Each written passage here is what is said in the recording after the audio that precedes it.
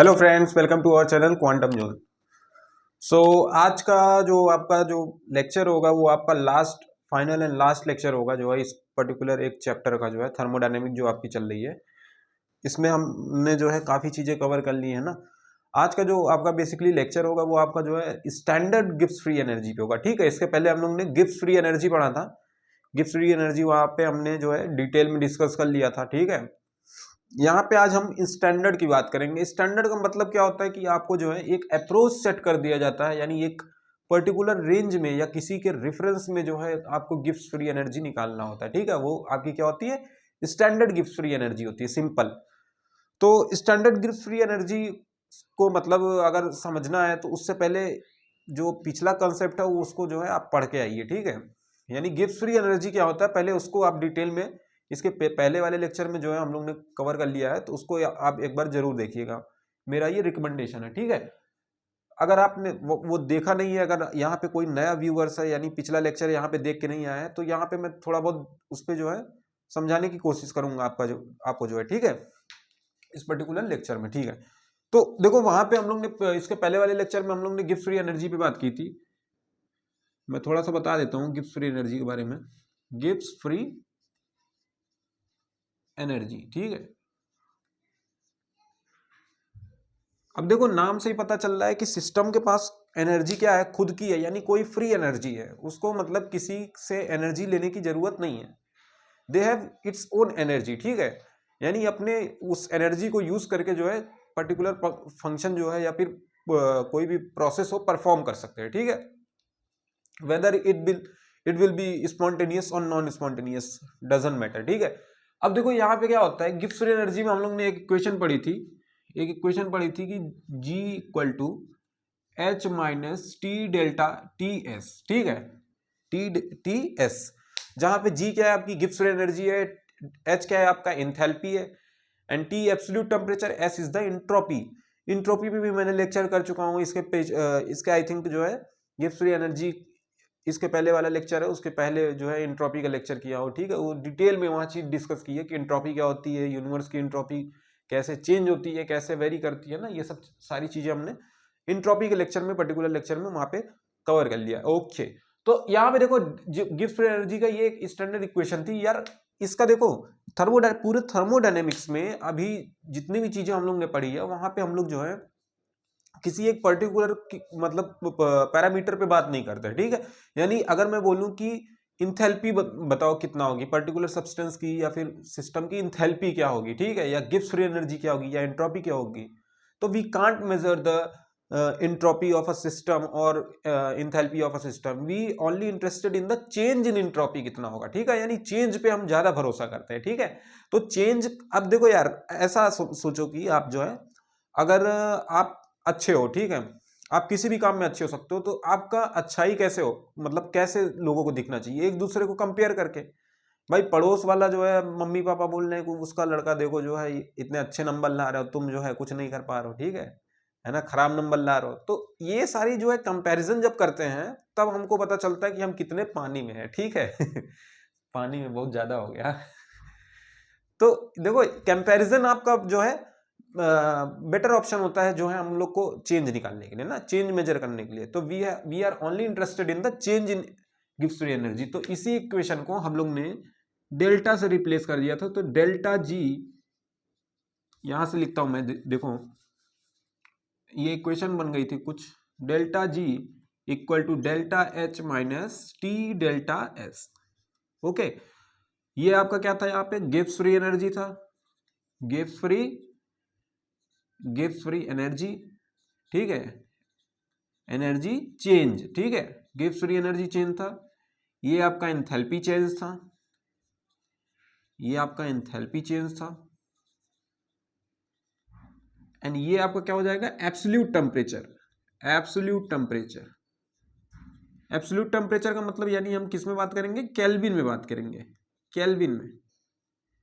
ठीक है, अगर डिग्री सेल्सियस में आपको टेम्परेचर दिया है तो उसको आप केल्विन कन्वर्ट कर सकते हो ना, 273 उसमें प्लस कर दोगे तो आपका क्या होगा, केल्विन हो जाएगा। और ये आपका क्या हो जाएगा, जो फोर्थ पैरामीटर है ये आपका चेंज इन एंट्रोपी, यानी चेंज इन एंट्रोपी। ठीक है, इस पे हमने बात करी थी। अब देखो इस इंट्रोपी और उसके इंथैल्पी के लेक्चर में वहां पे क्या होता था कि इंट्रोपी जब जैसे जैसे आपकी रैंडमनेस सिस्टम की बढ़ रही है तो वैसे वैसे आपकी क्या बढ़ेगी, इंट्रोपी बढ़ेगी। और on the basis of enthalpy and entropy we can say that whether the reaction is spontaneous और नॉन स्पॉन्टेनियस। ठीक है, यानी कोई रिएक्शन अगर स्पॉन्टेनियस है या फिर नॉन स्पॉन्टेनियस है तो we have to check the entropy of a particular system और the enthalpy of a particular system. उसके दोनों के बेसिस पे ये गिब्स फ्री एनर्जी का इंट्रोडक्शन हुआ था, जो कि पिछले लेक्चर में मैंने बताया था। ठीक है, तो ये दोनों फैक्टर जो है गिब्स फ्री एनर्जी में आता है, तो फाइनल रिजल्ट हमको जो है गिब्स फ्री एनर्जी से मिलता था। ठीक है, इतनी बात हुई थी पिछले लेक्चर में। ठीक है, अब यूनिट की बात करेंगे तो यूनिट की बात हमने वहां की थी, क्या होता है, किलो जूल पर मोल या फिर जूल पर मोल, है ना, जूल पर मोल। ठीक है, ठीक है। अब देखो पर मोल की बात इसलिए करते हैं क्योंकि रिएक्शन के लिए हम लोग इंथैल्पी चेंज निकालते हैं, गिब्स फ्री एनर्जी चेंज निकालते हैं, तो पर मोल, इसलिए हम लोग पर मोल रिएक्शन में कितना जो है आपका सिस्टम की इंथैल्पी है या फिर कितना रिएक्शन की इंथैल्पी है उस पर बात करते हैं। ठीक है, अब देखो आज का ये टॉपिक नहीं है, आज का जो है स्टैंडर्ड आपका टॉपिक क्या होगा, आपका स्टैंडर्ड टॉपिक स्टैंडर्ड होगा, स्टैंडर्ड गिब्स फ्री एनर्जी। अब देखो यहीं से आपका जो है शुरू होगा आज का जो मेन लेक्चर है, standard Gibbs free energy, Gibbs free energy, okay, energy. ठीक है, तो यार देखो गिब्स फ्री एनर्जी हमको पता है क्या होता है। ठीक है, यानी सिस्टम के पास खुद की एनर्जी जो होती है वो आपकी क्या हो जाएगी, गिब्स फ्री एनर्जी। ठीक है, ठीक है। अब देखो यार स्टैंडर्ड की बात करेंगे, स्टैंडर्ड की बात करेंगे तो आपको एक रेफरेंस पॉइंट मिल जाता है कि इसके रेफरेंस के कांटेक्ट में आपको जो है गिब्स फ्री एनर्जी को कैलकुलेट करना है। ठीक है, यानी डेल्टा जी जो आपका होता है वो डेल्टा जी नॉट से रिप्लेस हो जाता है, delta G not of equal to delta H not of minus T delta S not. ठीक है, ये जो अप्रोच है, ये जो आपकी जो है रिप्रेजेंटेशन है, ये शो करता है कि आपकी जो है Gibbs free energy change standard condition पे है। स्टैंडर्ड कंडीशन पे, स्टैंडर्ड कंडीशन पे आपकी देखिए कुछ चीजें फिक्स कर दी जाती है, जैसे टेम्परेचर को यहाँ पे स्टैंडर्ड मान के 298 केल्विन पे रिएक्शन होती है कोई। ठीक है, प्रेशर को हम लोग एज्यूम करते हैं 1 atm। ठीक है, कंसंट्रेशन आपकी कितनी हो जाती है, 1 मोलल, 1 मोलल या फिर नंबर ऑफ मोल्स, यानी 1 mole, number of moles 1 litre volume. ठीक है, मोलैलिटी क्या होती है आपकी, number of moles per litre volume, यानी कितने नंबर्स ऑफ मोल्स है जो है, कितने number of mole dissolve in per litre of solution. ठीक है, दैट इज मोलैरिटी, मोलैरिटी। ठीक है, मोलैरिटी है। ठीक है, देखो दो कंसंट्रेशन टर्म होती है, उसमें कंफ्यूज मत होइएगा, आपको जो है मोलैलिटी होती है, एक मोलैरिटी होती है। मोलैरिटी आपकी क्या होती है, मोलैरिटी आपकी क्या होती है, number of moles per unit volume. ठीक है, कितने नंबर ऑफ मोल्स है पर यूनिट वॉल्यूम में। और वहां पे क्या होता है, मोलैलिटी में क्या होता है, वेट ऑफ सॉल्वेंट, यानी जो आप सॉल्वेंट किसी मतलब कि सॉल्यूशन में डिसॉल्व कर रहे हो, यानी पर लीटर सॉल्यूशन में आप जो सॉल्वेंट डिसॉल्व कर रहे हो वो आपकी क्या हो जाती है, मोलैलिटी। ठीक है, तो यहाँ पे आप लिख लीजिएगा, आप ये चीज जो है कंफ्यूज मत होइएगा, मोलैलिटी, मोलैलिटी। ठीक है, इसको स्मॉल एम से शो कर दो क्योंकि मैंने पहले ही कैपिटल एम से शो कर दिया मोलैरिटी को। तो ये क्या होता है, weight of solvent in KG. ठीक है, केजी में सॉल्वेंट का जो वेट होता है वो पर लीटर सॉल्यूशन में, यानी पर लीटर वॉल्यूम ऑफ सॉल्यूशन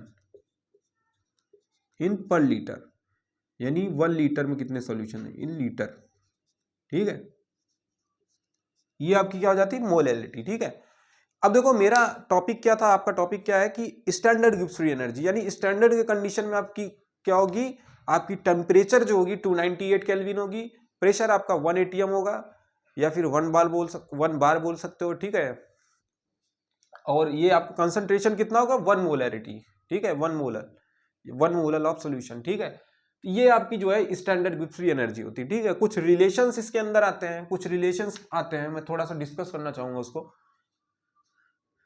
जैसे आपका रिएक्शन कोई हो रहा है, आपकी कोई रिएक्शन हो रही है A plus small B capital B, ठीक है। देखो ये साइन किसका, इक्विलिब्रियम रिएक्शन का। इक्विलिब्रियम हम लोग चैप्टर जब पढ़ेंगे तो उसमें काफी चीजें डिस्कस करेंगे। यहाँ पे मैं थोड़ा सा बता दे रहा हूँ इक्विलिब्रियम रिएक्शन के बारे में।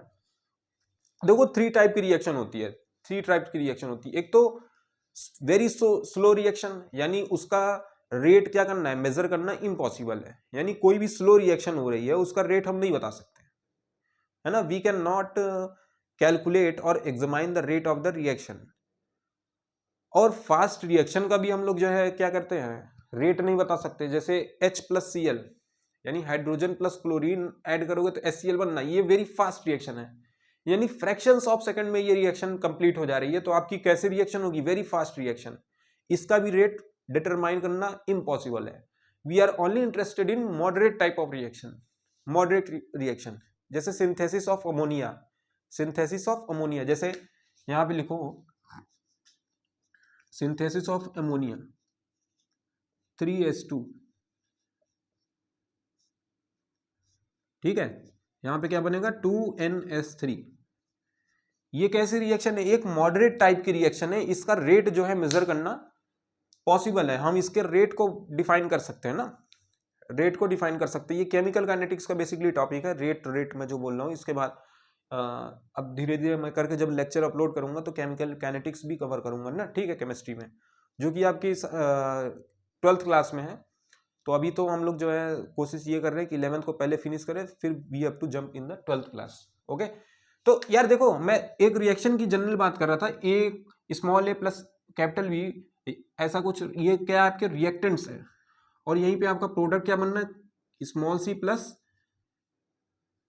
Small C capital C plus small D capital D. अब देखो इसका ये कैसे रिएक्शन है, रिवर्सिबल रिएक्शन है, रिवर्सिबल, ठीक है, रिवर्सिबल। ये साइन किसका होता है, रिवर्सिबल, रिवर्सिबिलिटी की रिएक्शन होती है। यानी ये रिएक्शन इधर भी हो सकती है, फॉरवर्ड भी हो सकती है, बैकवर्ड भी हो सकती है, फॉरवर्ड भी हो सकती है, बैकवर्ड भी हो सकती है, ठीक है। Reaction any reaction which are proceed in the both forward and backward direction, such type of reaction is reversible reaction। यानी रिवर्सिबल रिएक्शन के लिए हम लोग ये सिंबल का यूज करते हैं, ठीक है। और रिवर्सिबल के लिए हम लोग इक्विलिब्रियम कांस्टेंट की वैल्यू जो लिखते हैं वो देखो कैसे लिखते हैं। ये आपका हो जाता है, यहाँ पे प्रोडक्ट के कंसंट्रेशन लिखे जाते हैं, प्रोडक्ट के कंसंट्रेशन, जैसे ये कैपिटल सी है तो ये कंसंट्रेशन प्रोडक्ट के पावर की कंसंट्रेशन, यानी ये कंसंट्रेशन, ये सी स्मॉल सी क्या हो जाता है, ये पावर हो जाता है, इसका पावर हो जाएगा, कंसंट्रेशन की पावर हो जाएगी। प्लस ये क्या होता है, इनटू ये क्या होता है कैपिटल डी, इसकी जो कोफिशिएंट स्टिक्योमेट्रिक कोफिशिएंट होगी इसकी पावर हो जाएगी ना। प्रोडक्ट की कंसंट्रेशन अपॉन रिएक्टेंट की कंसंट्रेशन, यही आपको क्या होता है के इक्विलिब्रियम। इक्विलिब्रियम कांस्टेंट की वैल्यू हम जब लिखते हैं किसी भी रिएक्शन के लिए, basically it defines the law of mass of action, law of mass of action, यानी rate of forward reaction is always equal to the rate of backward reaction. ये लॉ ऑफ फॉरवर्ड मतलब law of mass action से ही हम लोग जो है के इक्विलिब्रियम की वैल्यू को अचीव करते हैं, ठीक है। सिमिलरली यहाँ पे रिएक्टेंट की जब कंसंट्रेशन लिखोगे तो ए की पावर स्मॉल ए, सिमिलरली बी की पावर स्मॉल बी, ठीक है। तो इस टाइप से हम लोग किसी भी रिवर्सिबल या फिर इक्विलिब्रियम की कंडीशन में हम लोग के इक्विलिब्रियम जो है इस तरीके से हम किसी भी रिएक्शन का निकाल सकते हैं, ठीक है। तो यही मैं बताना चाहता था कि स्टैंडर्ड गिब्स फ्री एनर्जी का रिलेशन जो है के इक्विलिब्रियम से क्या निकलता है। तो यहाँ पे लिख लीजिएगा रिलेशन है, रिलेशन वो वाला रिलेशन नहीं, relation between delta G and के इक्विलिब्रियम, ठीक है। तो भैया हमको रिश्ता देखना है किसका, तुम्हारा नहीं, डेल्टा जी और इक्विलिब्रियम के केस में आपका जो है रिलेशन क्या होता है।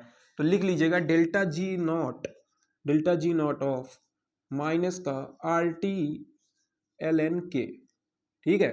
नोट लगाइएगा, बहुत इंपॉर्टेंट इक्वेशन है, नोट लगा लीजिएगा, ठीक है।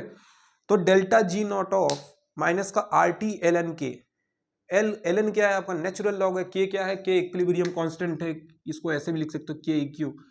R क्या है आपका जो एक यूनिवर्सल गैस कांस्टेंट है, उसकी वैल्यू क्या होती है 8.314, है ना, किलो जूल पर मोल पर केल्विन, ठीक है। उसके बाद आपकी टेम्परेचर क्या है, एब्सोल्यूट T क्या है, टेम्परेचर है, एब्सोल्यूट टेम्परेचर जो कि आपका कितना होगा 298 केल्विन। ठीक है, स्टैंडर्ड कंडीशन के लिए हम लोग यही बात करेंगे कि टेम्परेचर आपका हमेशा कितना लेके चलोगे 298 केल्विन, 298 केल्विन, ना उससे कम ना उससे ज्यादा, है ना, 298 केल्विन लेके चलोगे। ठीक है, स्टैंडर्ड कंडीशन के लिए। तो ये आपकी एक रिलेशन निकलती है डेल्टा जी और जो है के इक्विलिब्रियम कांस्टेंट के बीच में। एक रिलेशन और होती है, वो आपकी जो है ईएमएफ ऑफ सेल से डिनोट की जाती है, यानी रिलेशन एक और लिख लीजिएगा। रिश्ते आज बहुत आएंगे, ठीक है, तो घबराना नहीं रिश्ते को देख के। ठीक है, रिश्तों की आज कमी नहीं रहेगी, रिश्ते बहुत आएंगे। Relation between E not of cell and delta G not. ठीक है, ठीक है, तो रिलेशन क्या होता है इसका इसके बीच में क्या रिलेशन होता है, यानी डेल्टा जी और क्या आपका है ई नॉट ऑफ सेल। तो डेल्टा जी, ये रिलेशन आपका क्या होता है, डेल्टा जी माइनस का एन एफ लिखिएगा यहाँ पे, F n F E not of cell,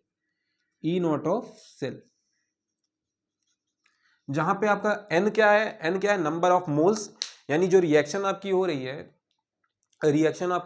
ये क्या है आपका, कितने नंबर ऑफ मोल्स पे परफॉर्म हो रही है, यानी पर मोल्स की बात करेंगे, यहाँ पे कितने नंबर ऑफ मोल्स हो रहे हैं। ठीक है, जैसे रिएक्शन आपकी, आपको जो मैं वो पढ़ाऊंगा केमिकल काइनेटिक्स,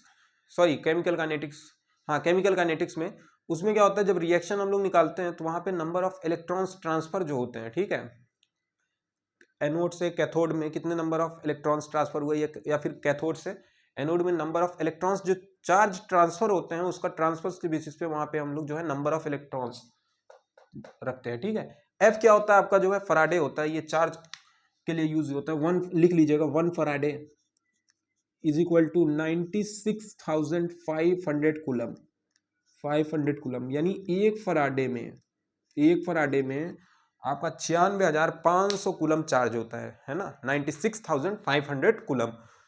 ओके, ये हो गया। ठीक है, तो बेसिकली ये दो रिलेशन होते हैं। ठीक है, डेल्टा जी और के इक्विलिब्रियम के बेसिस पे आपको रिलेशन ये होता है। ठीक है, अब देखो थोड़ा सा इसको समझने की कोशिश करिएगा कि यहाँ पे आपका नेचुरल लॉग है ना, लॉग बेस 10 में कन्वर्ट करना हो या फिर लॉग बेस ई में, तो इसको 2.303 से आप मल्टीप्लाई कर दीजिए, तो माइनस का 2.303 RTLN, सॉरी लॉग के इक्विलिब्रियम। ठीक है, ये भी आप लिख सकते हो। ठीक है, के इक्विलिब्रियम, ठीक है, ये लिख सकते हो। ठीक है, तो इतनी चीजें थी यहाँ पे जो है।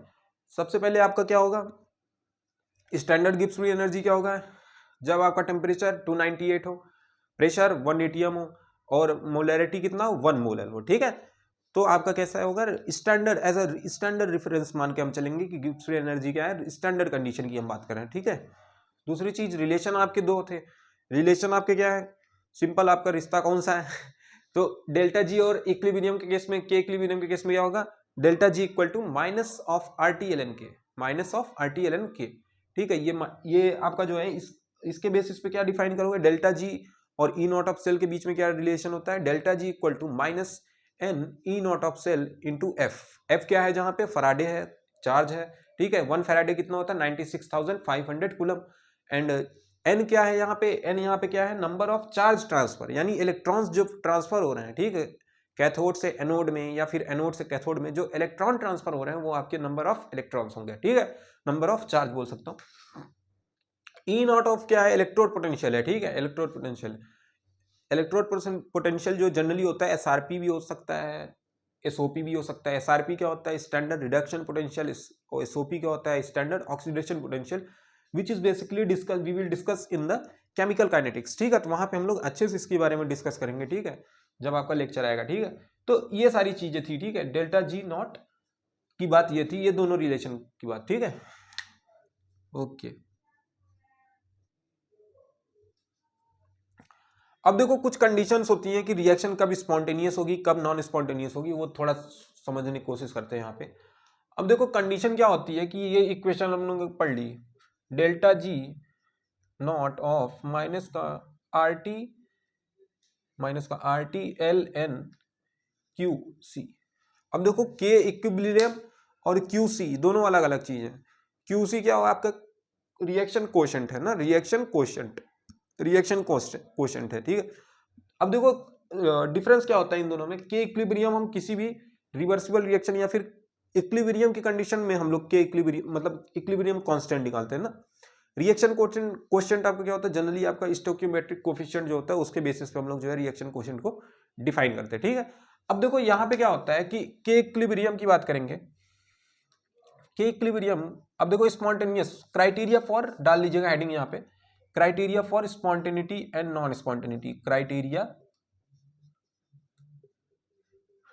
Criteria for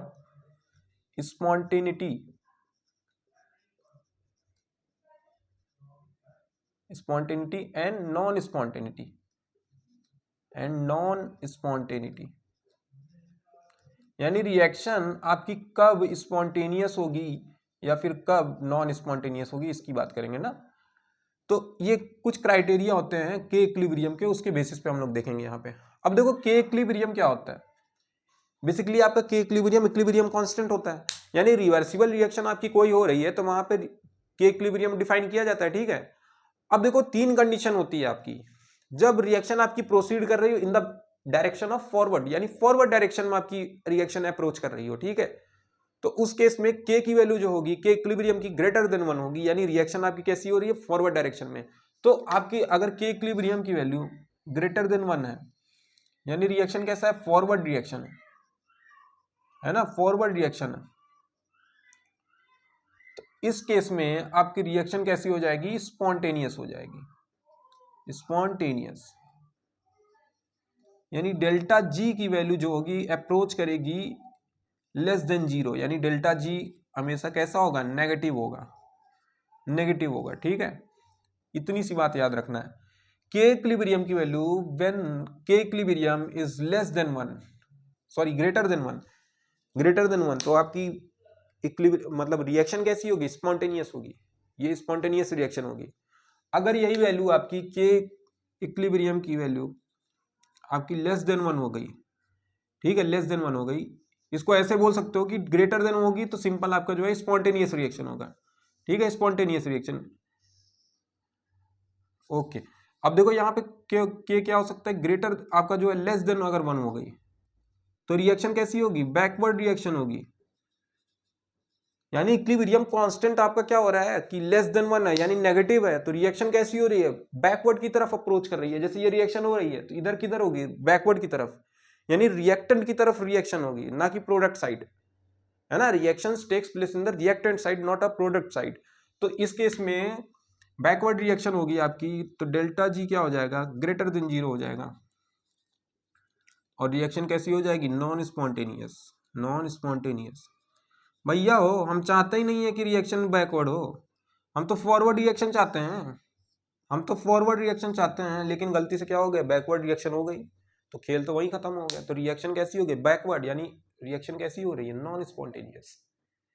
we are only interested in the spontaneous process, we are not interested in the non spontaneous process. कोई चीज अगर स्पॉन्टेनियस हो रही है तो उसमें हमें खुशी है ना। भैया खुद से हम स्कूल जा रहे हैं तो उसकी अलग खुशी है, मार खा के स्कूल जा रहे हैं तो उसकी अलग खुशी है ना, उसकी अलग खुशी है, मार खा के जो जा रहे हैं, ठीक है। और तीसरी कंडीशन क्या होती है आपकी, तीसरी कंडीशन के इक्विलिब्रियम की वैल्यू जब 0 हो।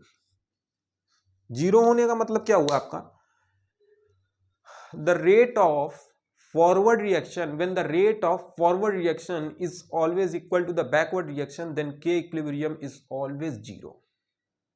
भैया रिएक्टेंट साइड भी आपकी जो है रिएक्शन हो रही है, प्रोडक्ट साइड भी आपकी रिएक्शन हो रही थी, अल्टीमेट क्या होगा, आपका जो है 0 हो जाएगा के इक्विलिब्रियम की वैल्यू क्या हो जाएगी, 0 हो जाएगी। जितने रेट से आपका फॉरवर्ड रिएक्शन हो रहा है उतने रेट से ही आपका जो है बैकवर्ड रिएक्शन हो रहा है, तो अल्टीमेट रिएक्शन की के इक्विलिब्रियम क्या होगी, 0 होगी। तो इस कंडीशन में डेल्टा जी क्या होगा, 0 होगा, डेल्टा जी क्या होगा आपका, 0 होगा, ठीक है। इस कंडीशन में आपकी डेल्टा जी की वैल्यू कितनी आएगी, 0 आएगी। अब डेल्टा जी की वैल्यू अगर 0 आ गई तो ना ही ये स्पॉन्टेनियस रहा, ना ही आपका नॉन स्पॉन्टेनियस। ये कौन सी कंडीशन होगी, ये इक्विलिब्रियम की कंडीशन होगी, इक्विलिब्रियम। क्यों होगी, क्योंकि rate of forward reaction FR में लिख देता हूं, ये forward reaction is equal to rate of backward reaction, rate of BR, यानी बैकवर्ड रिएक्शन, यानी दोनों रिएक्शन मतलब एक पर्टिकुलर रिएक्शन का जो रेट है, rate of forward reaction is equal to backward reaction. तो आपकी रिएक्शन कैसी हो जाएगी, रिएक्शन की इक्विलिब्रियम की कंडीशन क्या हो जाएगी, जीरो हो जाएगी। डेल्टा जी क्या होगा, जीरो हो जाएगा। रिएक्शन कैसी होगी, नॉन स्पॉन्टेनियस ना होगी ना स्पॉन्टेनियस होगी, इक्विलिब्रियम की कंडीशन हो जाएगी। ठीक है, तो इतनी सी बात यहाँ पे थ्योरेटिकल अप्रोच थी जो है, ठीक है, इतनी सी बात थी। अब देखो यूनिवर्स की इंट्रोपी क्या हो रही है, डे बाय डे क्या हो रही है, मतलब यूनिवर्स की इंट्रोपी क्या हो रही है, टाइम टू टाइम इंक्रीज कर रही है, टाइम टू टाइम इंक्रीज कर रही है। तो यूनिवर्स क्या होता है, सिंपल आपका सिस्टम प्लस सराउंडिंग होता है यूनिवर्स। इंट्रोपी ऑफ यूनिवर्स क्या होता है, मैंने ये सब चीज बता चुका हूं वहां पे, सिस्टम प्लस सराउंडिंग, है ना, ये होता है। यानी कहने का मतलब क्या हो गया कि यूनिवर्स की जो एंट्रोपी है वो क्या हो रही है, इंक्रीज कर रही है। तो रिएक्शन कैसी हो जाएगी, स्पॉन्टेनियस हो जाएगी। ठीक है, तो हमेशा याद रखना कि जब रिएक्शन स्पॉन्टेनियस है तो उसकी एंट्रोपी हमेशा क्या करेगी, इंक्रीज करेगी, बढ़ेगी। ठीक है, ना कि डिक्रीज करेगी। और इंथैल्पी के केस में may be negative may be positive, यानी रिएक्शन अगर वहां पे हम लोग ने कुछ पढ़ा था, मतलब कई रिएक्शन पढ़ी थी कि स्पॉन्टेनियस, कुछ रिएक्शन वहां पे इंथैल्पी के केस में स्पॉन्टेनियस नहीं थे, फिर भी वहां पे क्या हो रहा था, रिएक्शन स्पॉन्टेनियस होती थी। रिएक्शन क्या होती थी, स्पॉन्टेनियस। तो डेल्टा एच की वैल्यू वहां पे नेगेटिव आ रही थी, यानी एक्सोथर्मिक रिएक्शन हो रहा था, हीट रिलीज हो रही थी, लेकिन रिएक्शन कैसी हो रही थी, स्पॉन्टेनियस। हीट गेन हो रही है, रिएक्शन कैसी हो रही है, स्पॉन्टेनियस। यानी डेल्टा एच की वैल्यू माइनस होने पे भी स्पॉन्टेनियस, प्लस होने पे भी स्पॉन्टेनियस। तो वहीं से उसका फेलियर आ गया, तो उसके बाद इंट्रोपी आए, उसके बाद जो है दोनों इंट्रोपी और इंथैल्पी का फैक्टर लेके हम लोग जो है गिब्स फ्री एनर्जी के बारे में डिस्कस किए। ठीक है, तो ये चीज नोट कर लीजिएगा, उसके बाद मैं एक दो क्वेश्चन लेता हूं यहाँ पे, उसके बाद इस लेक्चर को डिस्क्लोज करते हैं, यहाँ पे खत्म करते हैं। ठीक है, ओके, नोट कर ले भैया। सो देखो यार, आपके सामने दो क्वेश्चन गिवन है। पहला क्वेश्चन देखिए, यहाँ पे क्या बोल रहा है कि predict the reaction weather the reaction is spontaneous और नॉन स्पॉन्टेनियस। ठीक है, यहां से आपको क्या करना है, रिएक्शन बताना है कि स्पॉन्टेनियस है या नॉन स्पॉन्टेनियस है, जिसकी आपकी जो है डेल्टा एच की वैल्यू यानी इंथैल्पी चेंज और इंट्रोपी चेंज आपको दे रखी है। ठीक है, ओके। तो पहले रिएक्शन में, पहले क्वेश्चन में हम लोग देखो क्या करेंगे, तो कैसे करेंगे ये, पहले आप लोग जो थोड़ा सा दिमाग लगाओ, ट्राई करो कि पूछा गया कि रिएक्शन कैसी है, स्पॉन्टेनियस होगी या फिर नॉन स्पॉन्टेनियस होगी, ये आपको बताना है। तो एक बार ट्राई करो भैया सब, एक बार ट्राई तो करना पड़ेगा। ठीक है, थोड़ा दिमाग लगाओ, कुछ करना ही नहीं है, कुछ करना है क्या इसमें, कुछ नहीं करना है मेरे हिसाब से। तो डेल्टा जी की वैल्यू क्या होती है, delta H minus T delta S. T आपका कुछ गिवन नहीं है तो आप 298 केल्विन ले लोगे, क्योंकि डेल्टा जी जो है ये डिफाइन ही है आपके 298 केल्विन पे, है ना। डेल्टा जी आपका बहुत ज्यादा प्यारा बन गया, इक्वल टू जो डेल्टा जी, ये इक्वेशन जो लिखते हैं हम लोग, delta not of H minus T delta S, ये किसके लिए वैलिड है, 298 टेम्परेचर, एब्सोल्यूट टेम्परेचर कितना होना चाहिए, 298 केल्विन, इसके लिए वैलिड ही है। तो ये इक्वेशन से आपकी जो है डेल्टा जी की वैल्यू आ जाएगी, तो लगा दो इसको। तो देखो क्या आएगी आपकी, डेल्टा जी की वैल्यू क्या आ जाएगी, डेल्टा एच की वैल्यू आपकी कितनी दे रखी है, 92.22 किलो जूल पर मोल। ठीक है, तो ये ध्यान रखने वाली बात है, यूनिट को आपको ध्यान रखना पड़ेगा थोड़ा सा, है ना। आप यूनिट अगर थोड़ा सा भी गलत कर दोगे तो क्वेश्चन आपका पूरा रॉन्ग हो जाएगा। ठीक है, मेंस का सवाल है, ये 2017 में पूछा गया। ठीक है, तो देखो डेल्टा एच की वैल्यू कितनी है, 92 पॉइंट किलो जूल पर मोल, तो 92.22 किलो जूल, यानी इसको 1000 से मल्टीप्लाई कर दो। ठीक है, डेल्टा एच की वैल्यू को टी कितना है आपका, 298 kelvin, 298 kelvin into entropy change कितना है, इंट्रोपी चेंज आपका कितना है, माइनस ऑफ 198.757। ठीक है, 757। अब इसको आप सॉल्व कर लोगे तो आपका आंसर आ जाएगा। ये कितना हो जाएगा, यहाँ से अगर आप देखो तो ये 2 जीरो नीचे आ जाएगा, तो ये 0 0 कैंसिल हो गया, ठीक है। तो ये कितना हो जाएगा आपका 9222, और ये 1 0 आ जाएगा इंटू 10 हो जाएगा, तो 9220 हो जाएगा, ठीक है। सॉरी 92,220, ठीक है। तो ये क्या हो जाएगा, यहाँ पे प्लस है तो यहाँ पे माइनस इंटू माइनस क्या हो जाएगा, प्लस हो जाएगा, माइनस इंटू माइनस प्लस हो जाएगा। तो इसको आप मल्टीप्लाई करने लगे तो 298 इंटू 198.757, ठीक है, ये हो जाएगा। आप इसको अगर कैलकुलेट करेंगे तो ये कैलकुलेटर से मैं कैलकुलेट कर बता देता हूँ, ठीक है, थोड़ा समय की किल्लत बहुत है, बट आप लोग कैलकुलेटर यूज ना करके आप लोग खुद से वैल्यू कैलकुलेट करेंगे, बिकॉज एग्जाम में थोड़ी अलाउड होता है कैलकुलेटर कि भैया कैलकुलेटर दे दिया हूँ कर लो सम, ठीक है। तो देखो कैसे होगा, ये थोड़ा सा कैलकुलेट करके मैं बताता हूँ। 92,220 प्लस 298 इंटू 198.757, तो ये आपका आ रहा है, ये आपका आ रहा है 61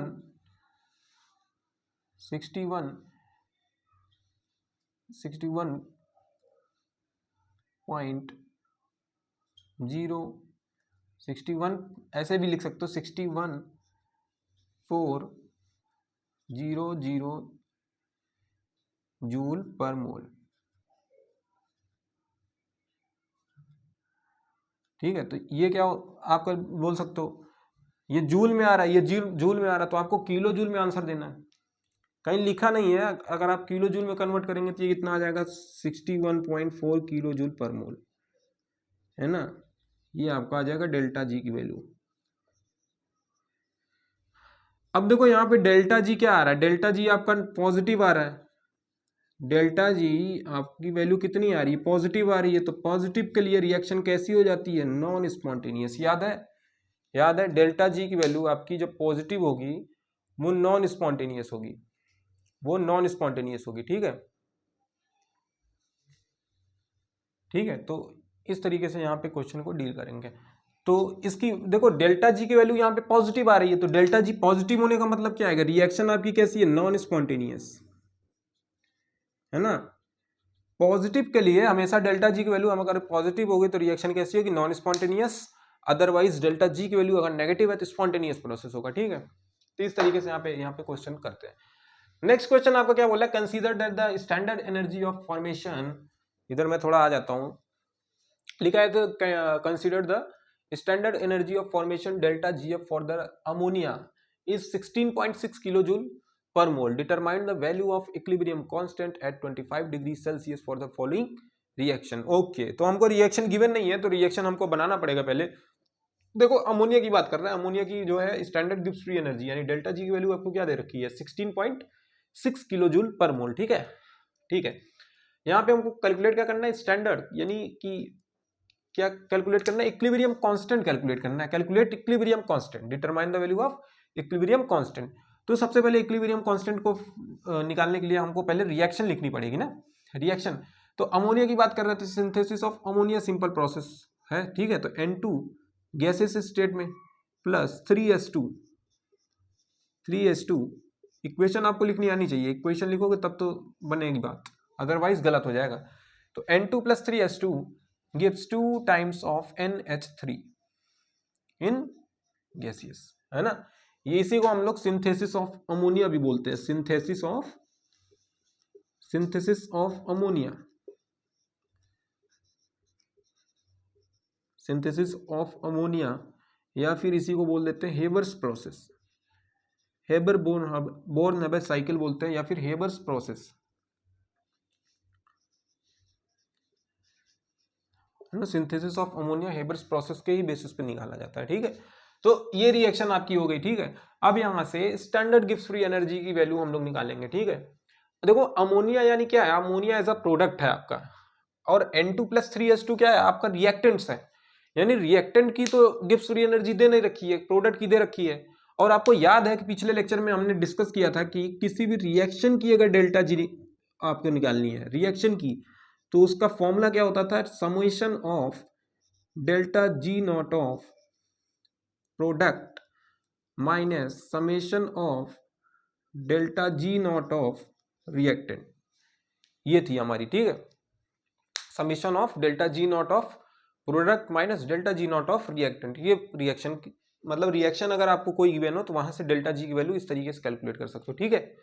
ओके, तो यहां पे देखो delta G not of product क्या है, 2 times of delta G not of ammonia है ना, अमोनिया है, delta G not of ammonia, ammonia की कंसंट्रेशन दे रखी है। यहाँ पे क्या है, delta G not of, delta G not of, यहाँ पे डेल्टा नहीं लगाएंगे बिकॉज हमने डेल्टा जो है ब्रैकेट में ले रखा है, तो यहाँ पे डेल्टा जी नॉट ऑफ, यहाँ पे कौन सी किसकी कंसंट्रेशन है, N2 यानी नाइट्रोजन की, plus delta G not of यहाँ पे क्या है 3H2, तो 3 टाइम्स ऑफ H2, ठीक है। अब क्वेश्चन में जो हमें गिवन है वो हमको जो है नाइट्रोजन और हाइड्रोजन की कंसंट्रेशन दे नहीं रखी है, तो हम लोग जीरो लेके चलेंगे, ठीक है इसको। तो ये खेल इसका तो खत्म ही होगा, यहाँ पे ये पूरा जीरो हो जाएगा, ये फैक्टर पूरा जीरो हो जाएगा, because delta H sorry delta G of H और एन की बात की नहीं है, नाइट्रोजन की बात की नहीं, तो हमारा सिंपल क्या हो जाएगा 2 times of delta G not of NH3 which is given, कितना है आपका जो है डेल्टा जी नॉट की वैल्यू कितनी है, sorry delta G not of ammonia कितना है -16.6, तो आपकी कितना हो जाएगा, ये आपका हो जाएगा 2 6 12, 16 to the 32 प्लस 33, ठीक है, किलो जूल पर मोल, ठीक है। तो यहां से डेल्टा जी ऑफ रिएक्शन कितना आ जाएगा आपका, डेल्टा जी ऑफ रिएक्शन की वैल्यू आपकी कितना आ जाएगा, एक बार कैलकुलेट अपने इसका लेना, 6 to the 12, 16 to the 32, 33.2 kilojoule per mole, है ना, ये आ गई आपकी, ठीक है, ये आ गई, माइनस का आया है, ठीक है। तो माइनस का डेल्टा जी आया है, यानी रिएक्शन कैसी हो रही है, स्पॉन्टेनियस रिएक्शन हो रही है, इसके लिए कोई एक्सटर्नल फैक्टर काम नहीं करना ना। तो यहाँ पर रिएक्शन कैसी हो रही है, स्पॉन्टेनियस हो रही है, यानी कोई एक्सटर्नल फैक्टर काम नहीं कर रहा, रिएक्शन खुद से हो रही है। अब जो भी प्रोसेस में कोई रिएक्शन अगर खुद से हो रही है, यानी खुद से प्रोसीड हो रही है रिएक्शन, तो रिएक्शन कैसी होगी, स्पॉन्टेनियस होगी।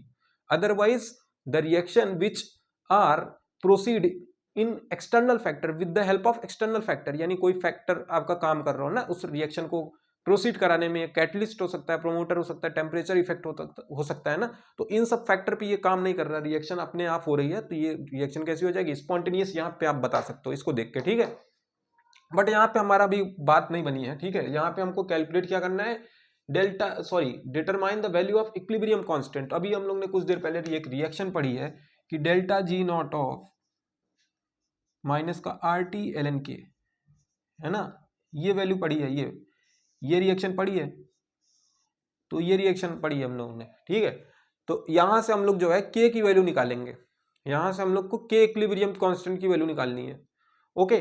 तो K इक्विलिब्रियम कांस्टेंट की वैल्यू निकालने के लिए हम लोग को पहले क्या करना पड़ेगा, हम लोग को डेल्टा जी की वैल्यू पता है, पहले इसको सॉल्व करो, ठीक है। तो K इक्विलिब्रियम को एक साइड ले जाना है, तो डेल्टा जी क्या हो जाएगा, delta G not of minus से बोथ साइड मल्टीप्लाई कर दो तो RT/ln(k), ठीक है, K इक्विलिब्रियम। तो K इक्विलिब्रियम की यहाँ वैल्यू निकालेंगे तो एक फॉर्मूला होता है लॉग बेस, अगर आपका जो है x इक्वल टू, देखो थोड़ा समझना इसको जो है, थोड़ा समझना, मैं एक लॉगरिथम का कंसेप्ट अप्लाई करना चाह रहा हूँ। लॉग x इक्वल टू अगर p है, ठीक है, लॉग x इक्वल टू अगर p है, तो यहाँ पे x की वैल्यू अगर निकालना चाहोगे तो x की वैल्यू क्या आ जाती है, e⁻p। ये थोड़ा सा कंसेप्ट है लॉगरिथम का, यही लगेगा आपका यहाँ पे ना, लॉग बेस, मान लो log base, log x base मान लो कुछ भी है आपका b है, तो यहाँ पे क्या हो जाएगा, अगर इसकी वैल्यू क्या है आपकी p है, तो यहाँ पे क्या हो जाएगा, तो x की वैल्यू यहाँ पे क्या हो जाएगी e⁻p। ये कंसेप्ट यहाँ पे अप्लाई करना है ना, ये कंसेप्ट आपको यहाँ पे अप्लाई करना है। तो यहाँ पे देखो क्या हो जाएगा, यहाँ पे सिंपल आपको क्या हो जाएगा, तो इसकी यहाँ पे K इक्विलिब्रियम की वैल्यू जब लिखोगे आप, तो K इक्विलिब्रियम की वैल्यू क्या आ जाएगी, के इक्विलिब्रियम की value e to the power, ये पूरा जो है डेल्टा जी आर टी ऊपर चला जाएगा ई टू द पावर। अब देखो यहाँ पे प्लस प्लस के साथ साइन आएगा, बिकॉज यहाँ पे हम लोग ने मल्टीप्लाई कर दिया था, जब इसको इधर ले जाओगे तो ये प्लस में हो जाएगा, यानी ई टू द पावर कितना हो जाएगा, delta G into R into T, है ना। आर क्या है, यूनिवर्सल गैस कांस्टेंट है, टी एब्सोल्यूट टेम्परेचर है, और डेल्टा जी की वैल्यू हमें पता है, जो हम लोग ने पहले कैलकुलेट कर रखा है, ठीक है। माइनस, अब देखो ये फैक्टर जो है माइनस का ही आएगा, जब डेल्टा जी की वैल्यू रखेंगे तो ये माइनस माइनस क्या हो जाएगा, पॉजिटिव हो जाएगा। इस तरीके से यहाँ पे के इक्विलिब्रियम की वैल्यू जो है आपकी जो है एक पॉजिटिव वैल्यू देगी ना, पॉजिटिव, ठीक है। तो यहाँ से वैल्यू रख दो आप जो है, तो ई टू द पावर ये क्या है 33.2 किलो जूल। आर की वैल्यू कितनी होती है 8.3 किलो जूल पर मोल पर केल्विन, ठीक है। तो 8.314 इंटू एब्सोल्यूट टेम्परेचर कितना है 298, ठीक है। ये वैल्यू आ गई, ये वैल्यू आ गई। अब देखो इसको वैल्यू को कैलकुलेट करना में ई टू द पावर समथिंग, ये जो वैल्यू है आपको कैलकुलेट करना है, ठीक है। कैलकुलेटर से अब देखो मैं कैलकुलेट कर बताता हूँ कि इसकी कितनी वैल्यू आ रही है। E to the power -33.2 into 8.314 into 298, तो यहां से देखिए 8 की ई टू द पावर यहाँ पे कितनी वैल्यू आ रही है, ई की पावर 13.4, है ना, ई टू द पावर 13.4 आ रही है। इसकी वैल्यू कितनी आएगी, ई टू द पावर 13.4। अब देखो इसको कैलकुलेट करेंगे, के इक्विलिब्रियम की वैल्यू कितनी आ रही है, ई टू द पावर 13.4। थोड़ा सा यहाँ पे देखो कैलकुलेशन होगा, तो के इक्विलिब्रियम कितना होगा आपका, ई टू द पावर 13.4, है ना। अब ई टू द पावर 13.4 को कैलकुलेट करना है, ई टू द पावर 13.4 को कैलकुलेट करना है, तो इसको देखो, एक तो लॉगरिथम कॉन्सेप्ट होता है, बोथ साइड लॉग लो, ठीक है। तो 13.4 आगे आ जाएगा, log base e to the base e क्या होगा 1 होगा, है ना। जब भी आप जो है ये प्रॉपर्टी होती है लॉग की, log base e to the base e कितना होता है 1 होता है ना। जो लॉग के आगे नंबर होगा, नंबर जो होगा आपका उस वही अगर सिमिलर बेस है तो आपकी वैल्यू कितनी आ जाती है 1। जैसे अगर इसकी वैल्यू आप निकालोगे, इसकी वैल्यू निकालेंगे log 2 टू द बेस 2, तो इसकी वैल्यू भी कितनी होती है 1 होती है, इसकी भी वैल्यू कितनी होती है 1 होती है, ठीक है। इसकी वैल्यू कितनी होती है 1 होती है। तो ई की पावर 13.4 निकालेंगे, यहाँ पे मैं कैलकुलेटर का यूज करूंगा, तो यहाँ पे आपका e to the power 13.4 equal to, तो ये आ जाएगा आपका 6.6, ये कितना हो जाएगा 6.6। देखो इस टाइप से लिखा है यहाँ 6, रुक जाओ वेट, तो यहाँ पे देखो 6 पॉइंट नहीं आएगा, 6, ये क्या हो जाएगा 0.0000, इस टाइप से कुछ वैल्यू आ रही थी उसमें, 2 2 4 1 5, सॉरी 40 आ रहा था, ठीक है। तो यहाँ पे क्या लिख सकते हो आप, 40 आ रहा था, तो यहाँ पे क्या लिख सकते हो, इसको क्या लिख सकते हो, अगर इक्विलिब्रियम कांस्टेंट यहाँ लिखना हो 10 टू द पावर में कैसे लिख सकते हो, के इक्विलिब्रियम की वैल्यू यहाँ पे कितनी आ जाएगी। अगर यहाँ पे देखो पावर शिफ्ट करो तो यहाँ पे क्या आ जाएगा 1 2 3 4 5, तो 5 पॉइंट में अगर शिफ्ट करेंगे तो 6.6, और 5 पॉइंट हमने शिफ्ट किया है तो यहाँ पे 10 टू द पावर 5 आ रहा है, ठीक है। तो ये आपकी जो है फाइनल इस क्वेश्चन का आंसर होगा 6.6 इंटू 10 टू द पावर 5।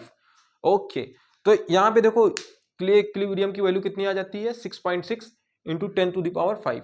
थोड़ा क्वेश्चन आप प्रैक्टिस करोगे, आप लॉग की वैल्यू जो है निकालना सीखोगे। बाकी तो मैं अगर मुझे टाइम मिला तो इस पर एक वीडियो आएगा आपका जो है ना, पर्सनल होगा आपका, जो है जितने लॉग के कॉन्सेप्ट होते हैं उसकी वैल्यू कैसे फाइंड करते हैं ना with the help of log table, ये सब सारी चीज़ें मैं डिस्कस करूंगा।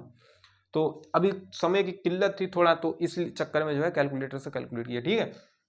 तो इसका आंसर कितना हो जाएगा 6.6 इंटू 10 टू द पावर 5।